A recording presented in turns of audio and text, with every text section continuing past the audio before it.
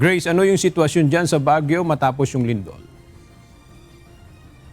Yes, Aga, nagbalik na sa normal ang sitwasyon sa ilang bahagi ng lungsod pero ilang minuto matapos ang pagyanig, naglabasan muna ang mga tao mula sa mga gusali bilang pag-iingat.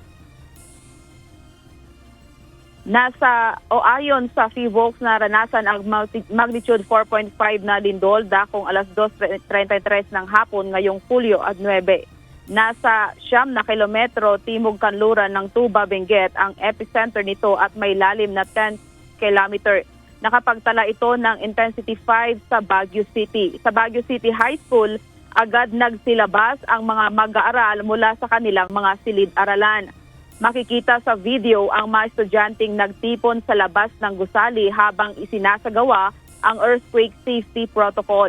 Ilang mag-aaral din ang nakaranas ng pagkahilo matapos ang pagyanig.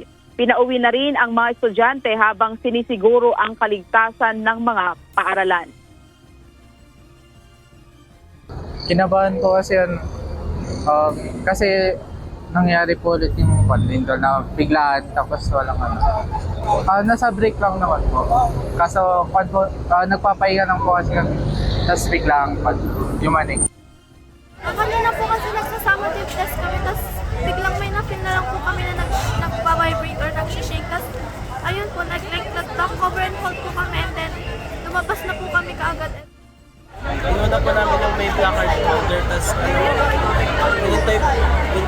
tinignan po namin kung may natira dun sa classroom po namin.